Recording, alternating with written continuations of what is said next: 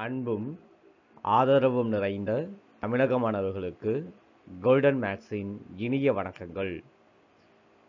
நம்ம இன்னைக்கு உங்களில் சில பேர் கேட்ட கேள்விக்கான பதில்களை தொகுப்பா இந்த வீடியோவில் பார்க்க போகிறோம். நீங்களும் என்கிட்ட நேரடியாக கேள்வி கேட்கணும் அப்படின்னா டெலகிராம் அப்படிங்கிற ஆப்பில் கோல்டன் மேக்ஸ் அப்படிங்கிற குரூப்பில் ஜாயின் பண்ணிக்கோங்க. உங்களுடைய கணித சந்தேகங்களை நேரடியாக என்கிட்ட கேள்வியாக கேட்கலாம். உங்களுக்கான பதில் கண்டிப்பாக வீடியோ வடிவில் கிடைக்கும். சரி, வாங்க கணக்குக்குள்ளே போகலாம். முதல் கணக்கு 3587 உடன் எந்த மிகப்பெரிய எண்ணை சேர்த்தால் அது 30, 42, 105 ஆகியவற்றால் மீதியின்றி வகுபடும். 30, 42, 105 இதற்கு முதல்ல எல்சிஎம் கண்டுபிடிப்போம். 30, 42, 105 எல்லாமே மூன்றாம் வாய்ப்பாலில் வரும்.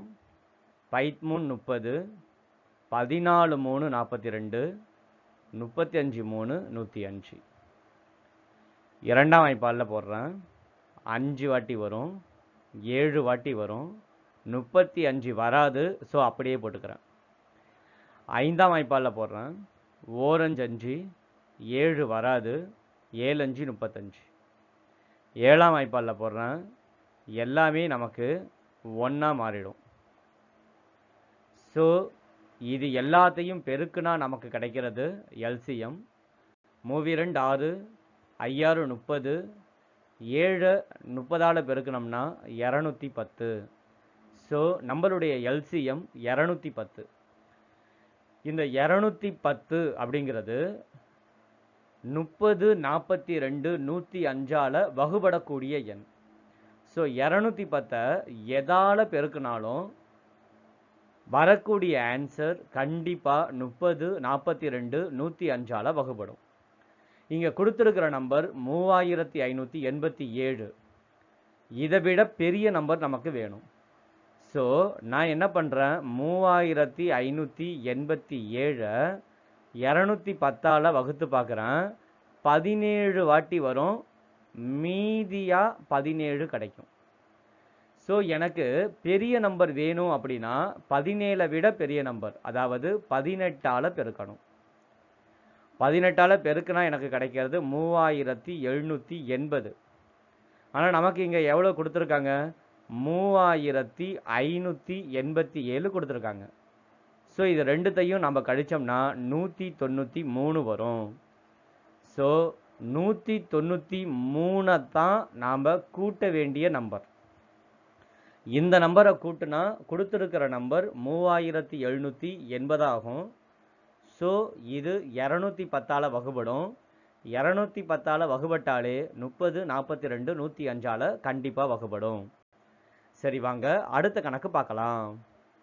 ஒரு கடைக்காரர் ரூபாய் 30 வீதம் 15 கிலோகிராம் அரிசியையும் ரூபாய் 40 வீதம் 25 கிலோகிராம் அரிசியையும் ஒன்றாக கலந்து 20% லாபத்தில் விற்றால் 1 கிலோகிராம் அரிசியினுடைய விலை என்ன? இதுதான் நம்மளுடைய கேள்வி. முதல்ல எத்தனை கிலோ அரிசி இருக்குன்னு கண்டுபிடிப்போம். 30 ரூபாய்க்கு 15 கிலோவும் 25 கிலோ 40 ரூபாய்க்கும் அவர் விற்கிறாரு. ஸோ 15 கிலோவையும் 20 கிலோவையும் கூட்டினா மொத்தமாக நமக்கு 40 கிலோ அரிசி இருக்கு. சரி, விலை மொத்தமாக எவ்வளோன்னு பார்ப்போம். 15 கிலோ அரிசியை 30 ரூபாய்க்கும் 25 கிலோ அரிசியை 40 ரூபாய்க்கும் இருக்கு. ஸோ 15 30ஆல் பெருக்குனா 450. 25 40ஆல் பெருக்குனா 1000. ஸோ மொத்தமாக நமக்கு 1450 ரூபாய் அரிசியினுடைய விலை. இப்போ 1 கிலோ அரிசியினுடைய விலை என்னன்னு பார்ப்போம். 1450 ரூபாயை 40ஆல் டிவைட் பண்ணிட்டோம்னா 1 கிலோ அரிசியினுடைய விலை கிடைக்கும். ஸோ 1 கிலோ அரிசியினுடைய விலை 145/4. இப்போ இதை தான் அவர் 20% லாபத்துக்கு விற்கிறாரு. அப்போ 20% லாபம் வந்ததுக்கு அப்புறம் அரிசியினுடைய விலை என்னன்னு தான் நம்மளுடைய கேள்வி. ஏற்கனவே அரிசியினுடைய விலை 145/4. இதற்கு 20% லாபத்தை இதோட கூட்டிக்கணும். ஸோ 145க்கு 20% கண்டுபிடிக்கிறதுக்காக 20/100ஆல் பெருக்கிறோம். இங்கே இருக்கிற 145/4 அப்படியே தான் இருக்க போகுது. கீழே இருக்கிற 4ஆல் நான் அடிக்க போகிறது கிடையாது, ஏன்னா பகுதி சமமாக இருந்தால் நமக்கு நல்லது. ஸோ 20ல் உள்ள 0வுக்கும் இதுக்கு உள்ள 0வுக்கும் அடிச்சிடலாம். இதையும் இதையும் அடித்தா 5. 5ஆல் 145 அடிக்கிறேன். 2 5 10, 9 5 45. ஸோ மேலே உள்ளதை கூட்டிக்கலாம். கூட்டுனா 174/4. இப்போ 174 4ஆல் வகுத்தோம் அப்படின்னா 43.5. ஸோ 1 கிலோ அரிசியினுடைய விலை 43.5. திரும்ப சொல்கிறேன், 2 அரிசியினுடைய மொத்த எடையை கண்டுபிடிச்சுக்கிறோம் 40 கிலோன்னு. 2 அரிசிக்கும் சேர்த்து வாங்கிய விலை எவ்வளவுன்னு பார்க்குறோம். ஸோ 30 ரூபா 40 ரூபா ரெண்டுத்தையும் கண்டுபிடிச்சா 1450 ரூபா வருது. இப்போ 2 அரிசியையும் கலந்துட்டோம்.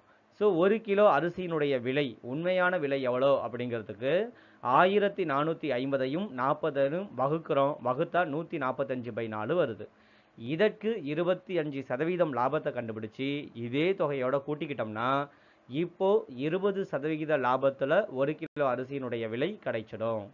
சரி, வாங்க அடுத்த கணக்கு பார்க்கலாம். இங்க 1லேருந்து 50 வரைக்கும் எண் கூடிக்கிட்டே போயிருக்கு.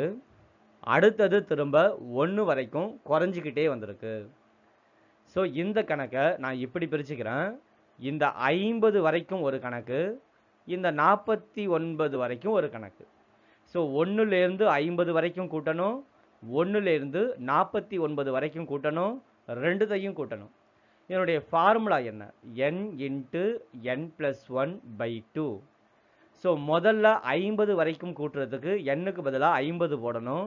ஸோ 50 × 50 + 1 51/2. இதோட 49 வரைக்கும் கூட்டணும்ல. ஸோ எண்ணுக்கு பதிலாக 49 போடுங்க. 49 49 + 1 50/2. ஸோ இதையும் இதையும் அடிக்கலாம் 25, இதையும் இதையும் அடிக்கலாம் 25. 25 பொதுவாக வெளியில் எடுத்துடலாம். வெளியில் எடுத்தால் 51ஐயும் 49ஐயும் கூட்டணும். ஸோ ரெண்டுத்தையும் கூட்டுனா நமக்கு கிடைக்கிறது 100. ஸோ 100ஆல் பெருக்கணும் அப்படின்னா 2500. ஸோ நம்மளுடைய ஆன்சர் 2500. சரி, வாங்க அடுத்த கணக்கு பார்க்கலாம். 1 2 3 அப்படின்னு 10 வரைக்கும் கூட்டினா 55 வருது. அதே போல் 11லேருந்து 20 வரைக்கும் கூட்டினா என்ன ஆன்சர் வரும்? இதுதான் நம்மளுடைய கேள்வி. இந்த கேள்வியை நம்ம எப்படி பார்க்கணும் அப்படின்னா, 1 2 3ன்னு டைரெக்டாக 20 வரைக்கும் கூட்டிக்கலாம். 1லேருந்து 20 வரைக்கும் கூட்டிக்கணும். கூட்டிட்டு 1லேருந்து 10 வரைக்கும் கூட்டி கழிச்சிட்டோம் அப்படின்னா நமக்கு 11லேருந்து 20 வரைக்கும் கூட்டுறதுக்கான ஆன்சர் வரும். நான் கூட்ட வேண்டியது 11லேருந்து 20 வரைக்கும் தான். அதற்கு தனியாக எளிமையான ஃபார்முலா இல்லை.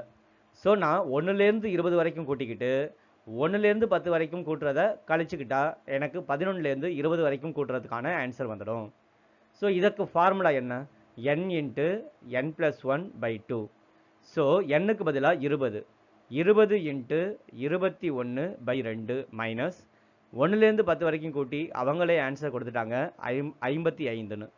ஸோ 2ஆல் இதை அடிக்கிறேன் 10, 10ஆல் பெருக்குனா 210. ஸோ 210லேருந்து 55 கழிக்கணும். 210லேருந்து 55 கழிச்சிட்டோம் அப்படின்னா நமக்கு கிடைக்கிறது 155. ஸோ நம்மளுடைய ஆன்சர் 155. சரி, வாங்க அடுத்த கணக்கு பார்க்கலாம். x³ plus 5x² minus 3x plus 2 என்ற கோவை x மைனஸ் 3ஆல் வகுபடும் போது கிடைக்கும் மீதி என்ன? இங்க x மைனஸ் 3 கொடுத்துருக்காங்க. மைனஸில் கொடுத்தா ப்ளஸ்லையும், ப்ளஸில் கொடுத்தா மைனஸ்லையும் எக்ஸுக்கு வேல்யூவை அப்ளை பண்ணணும். ஸோ எக்ஸுக்கு பதிலாக வேல்யூ அப்ளை பண்ணால் 3³ 5 into 3² minus 3 into 3 plus 2. So சமன்பாட்டில் எக்ஸில் உள்ள எல்லாத்துலேயும் 3 அப்ளை பண்ணியிருக்கோம். 3 கியூப் பண்ணால் 27, 3 ஸ்கொயர் பண்ணால் 9, 9 5ஆல் பெருக்கணும்னா 45, 3 3ஓட பெருக்கினா 9 ப்ளஸ் 2. இப்போ நம்ம 27லேருந்து 9ல் 2 கழிச்சிட்டோம் அப்படின்னா 7 வரும். ஸோ மைனஸ் 7 கழிச்சா 20. ஸோ 20ஐயும் 45ஐயும் கூட்டலாம். கூட்டுனா நமக்கு கிடைக்கிறது 65. ஸோ நம்மளுடைய ஆன்சர் 65. சரி, வாங்க அடுத்த கணக்கு பார்க்கலாம். இரு நகரங்களுக்கு இடைப்பட்ட தூரம் 800 கிலோமீட்டர். ஒரு கார் முதல் நகரத்திலிருந்து மணிக்கு 20 கிலோமீட்டர் வேகத்தில் இரண்டாவது நகரத்திற்கும், மற்றொரு கார் இரண்டாவது நகரத்திலிருந்து மணிக்கு 50 கிலோமீட்டர் வேகத்தில் முதல் நகரத்துக்கும் செல்கின்றன. இரண்டும் முதல் நகரத்திலிருந்து எத்தனை கிலோமீட்டர் தூரத்தில் ஒன்றை ஒன்று சந்திக்கும்? இதுதான் நம்மளுடைய கேள்வி. ரொம்ப எளிமையான கேள்வி தான் இது. இப்போ இதுதான் அந்த பாதை அப்படின்னு வச்சுப்போம். இது முதல் நகரம், இது இரண்டாவது நகரம். ஒரு கார் முதல் நகரத்திலிருந்து இரண்டாவது நகரத்துக்கு போகுது. இதனுடைய மொத்த தூரம் 800 கிலோமீட்டர். இந்த கார் இந்த இடத்துல இரண்டாவது நகரத்திலிருந்து வர காரை சந்திக்குது அப்படின்னு வச்சுப்போம். ஸோ இந்த இடத்துல இருந்து இந்த இடம் வரைக்கும் உள்ள தூரத்தை தான் நான் கண்டுபிடிக்கணும் எக்ஸ்ன்னு. முதல் கார் எத்தனை கிலோமீட்டர் தூரத்தில் இரண்டாவது காரை சந்திக்கிறது? இதுதான் நம்மளுடைய கேள்வி. ஸோ இந்த சந்திக்கிற தூரத்தை நான் எக்ஸ் அப்படின்னு வச்சுக்கிட்டேன்னா மொத்த தூரம் 800 தானே. அப்போ இரண்டாவது கார் கடந்த தூரம் எவ்வளவு அப்படின்னா 800 மைனஸ் எக்ஸ். முதல் கார் கடந்த தூரம் எக்ஸ்ன்னு வச்சுக்கிட்டோம்னா இரண்டாவது கார் கடந்த தூரம் 800 மைனஸ் எக்ஸ். ஸோ மொத்த தூரம் 800. இதில் நம்ம தெரிஞ்சுக்க வேண்டிய விஷயம் என்ன அப்படின்னா, இரண்டு காரும் சந்திக்கிற இடம் இருக்கு பார்த்தீங்களா, இந்த இடத்துல இரண்டு காரினுடைய நேரம் சமமாக இருக்கும். ஏன் நேரம் சமமாக இருக்கும்? இங்கே இருந்து இது கிளம்பின அதே டயத்தில் தான் இங்கே இருந்து இன்னொரு கார் கிளம்பியிருக்கு. ஸோ இரண்டும் சந்திக்கிற இடத்துல இரண்டும் ஒரே நேரத்தில் தான் பயணம் செஞ்சுருக்கோம். ஸோ நம்ம நேரம் கண்டுபிடிக்கணும். நேரம் கண்டுபிடிக்கணும் அப்படின்னா தூரம் பை வேகம். இங்கே தூரம் எக்ஸ் கிலோமீட்டர். அப்போ இதனுடைய வேகம் எவ்வளவு? 30 கிலோமீட்டர் அப்படின்னு கொடுத்துருக்காங்க. அப்போது முதல் காரினுடைய நேரம் எக்ஸ் பை 30. இது எதற்கு சமம்? இரண்டாவது காரினுடைய தூரத்தை இரண்டாவது காரினுடைய வேகத்தால் வகுக்கிறதுக்கு சமம். ஸோ இரண்டாவது காரினுடைய தூரம் 800 மைனஸ் எக்ஸ். இதனுடைய வேகம் என்ன அப்படின்னு பார்த்தீங்கன்னா 50 கிலோமீட்டர். ஸோ 50. இதை சால்வ் பண்ணாலே நமக்கு ஆன்சர் வந்துடும். இதை சால்வ் பண்ணுறதுக்காக நான் இங்கே உள்ள ஜீரோவுக்கும் இங்கே உள்ள ஜீரோவுக்கும் அடிச்சிடுறேன். இப்போ இந்த 5 அந்த பக்கம் போணுச்சு அப்படின்னா 5x, இந்த 3 அந்த பக்கம் போகுது அப்படின்னா 8ஓட 3 பெருக்கணும்னா 24, எக்ஸோட பெருக்கணும்னா 3x. 3x இந்த பக்கம் வந்தால் ப்ளஸ் ஆகிடும். ஸோ 5xஐயும் 3xஐயும் கூட்டினா 8x. 8x equal to 2400. இப்போ 2400 8ஆல் அடிக்கணும். ஸோ 8ஆல் அடித்தா நமக்கு கிடைக்கிறது 8 3 24. ஸோ 300. அப்போ முதல் கார் பயணித்த தூரம் 300 கிலோமீட்டர். சரி, வாங்க அடுத்த கணக்கு பார்க்கலாம். ரூபாய் 12,000ஐ 2 பகுதிகளாக பிரிக்கப்பட்டு வட்டிக்கு விடப்படுகிறது. முதல் பாதி 12% ஆண்டு வட்டி வீதத்தில் 3 ஆண்டுகளுக்கு கிடைக்கும் தனி வட்டியானது இரண்டாவது பகுதி தொகைக்கு 16% ஆண்டு தனி வட்டி வீதத்தில் 4.5 ஆண்டுகளுக்கு கிடைக்கும் தனி வட்டிக்கு சமம் எனில் 2 பகுதிகளாக பிரிக்கப்பட்ட தொகைகளினுடைய விகிதம் என்ன? இதுதான் நம்மளுடைய கேள்வி. இந்த கேள்விக்கு ஆன்சர் கண்டுபிடிக்க முதல்ல 12,000 2ஆ பிரிக்கணும். அதை நான் எப்படி பிரிச்சுக்கிறேன் அப்படின்னா, எக்ஸ்ன்னு ஒரு பகுதியை நான் எடுத்துக்கிறேன் அப்படின்னா இன்னொரு பகுதி 12,000 மைனஸ் எக்ஸா இருக்கும். இப்போ எக்ஸுங்கிற பகுதியை முதல் பாதியாகவும் 12,000 மைனஸ் எக்ஸ் அப்படிங்கிற பகுதியை 2ஆம் பாகமாகவும் நம்ம எடுத்துக்கிட்டோம் அப்படின்னா எக்ஸுக்கு எத்தனை சதவிகித வட்டி அப்படின்னு பாருங்க, 12% வட்டி. ஸோ எக்ஸுக்கு 12% வட்டிக்கு 12/100 அப்படின்னு எழுதிக்கிறேன். எத்தனை ஆண்டுன்னு பாருங்க, 3 ஆண்டு. ஸோ பெருக்கல் 3 அப்படின்னு போட்டுக்கிறேன். ஏன்னா இது தனி வட்டி தான். ஸோ தனி வட்டி ஃபார்முலா PNR/100. அதுபடி நான் இதை எழுதிக்கிறேன். இப்போ இது எதற்கு சமம் அப்படின்னா, இரண்டாவது பாகத்தை, அதாவது 12,000 எக்ஸை கழிச்சு வர ஆன்சர் தான் இரண்டாவது பாகம். இந்த இரண்டாவது பாகத்தை 16% வட்டிக்கு, அதாவது 16/100, 16% வட்டிக்கு எத்தனை ஆண்டுன்னு பாருங்க, 4.5 ஆண்டு. இந்த 4.5 அப்படிங்கிறது கலப்பு பின்னமா இருக்கு. ஸோ இதை பின்னமா மாற்றணும்னா குறுக்கு பெருக்கல் பண்ணணும். குறுக்கு பெருக்கல் பண்ணால் நமக்கு கிடைக்கிறது 9/2. ஸோ 9/2ஆல பெருக்கிறதுக்கு சமம் அப்படின்னு சொல்லிட்டாங்க. இப்போ இது எல்லாத்தையும் நம்ம அடிச்சு போடலாம். 100க்கு 100 டைரக்டாக அடிச்சிடலாம். அதே போல் 3ஆம் வாய்ப்பாடில் 9 அடிக்கிறேன், 3 வாட்டி வரும். இப்போ 3ஆம் வாய்ப்பாடால் 12 அடிக்கிறேன், 4 வாட்டி வரும். 4ஆம் வாய்ப்பாடால் 16 அடிக்கிறேன், 4 வாட்டி வரும். 2ஆம் வாய்ப்பாடில் 4 அடிக்கிறேன், 2 வாட்டி வரும். ஸோ இந்த சைடில் நமக்கு பேலன்ஸ் எக்ஸ் மட்டும்தான் இருக்குது. இந்த சைடில் நமக்கு பேலன்ஸு 2 பெருக்கல் 12,000 மைனஸ் எக்ஸ் இருக்குது. ஸோ 12,000ஆல் 2 பெருக்கணும் அப்படின்னா 24,000 கிடைக்கும். மைனஸ் 2x, ஏன்னா எக்ஸை 2ஆல் பெருக்குனா 2x. இந்த 2x அந்த பக்கம் போனால் ப்ளஸ் ஆகிடும். ஸோ ப்ளஸ் ஆனால் 3x ஆகிடும். ஸோ 3xோட வேல்யூ தான் 24,000. அப்போ 3ஆல் 24,000 அடிக்கலாம். 8 3 24. ஸோ எக்ஸோட வேல்யூ 8,000. அப்போது இதை நான் எப்படி பிரிக்கலாம்னா, 8,000 ஒரு பங்காகவும், இன்னொரு பங்கு கண்டுபிடிக்கணும்னா 12,000லேருந்து 8,000 கழிக்கணும். ஸோ கழிச்சா 4,000 இன்னொரு பங்கும் அப்படின்னு நமக்கு தெரிஞ்சு போச்சு. இங்கே விகிதம் கேட்டிருக்காங்க, அதனால இது ரெண்டுக்கும் விகிதம் கண்டுபிடிக்கணும். 4,000 அப்படிங்கிறது 8,000னுடைய அரை மடங்கு. அதனால 8,000 2 மடங்காக சொல்லிடலாம். ஸோ 2:1. இதுதான் நம்மளுடைய ஆன்சர். சரி, வாங்க அடுத்த கணக்கு பார்ப்போம். ஒரு பொருளின் விற்ற விலை மற்றும் அடக்க விலைக்கு இடையில் உள்ள வித்தியாசம் ரூபாய் 240. லாபம் 20% எனில் விற்ற விலை என்ன? விற்ற விலைக்கும் அடக்க விலைக்கும் உள்ள வித்தியாசத்துக்கு பேர் தான் லாபம். ஸோ இங்கே லாபம் தான் 240ன்னு கொடுத்துருக்காங்க. அதே போல் 20%மும் லாபம் தான் கொடுத்துருக்காங்க.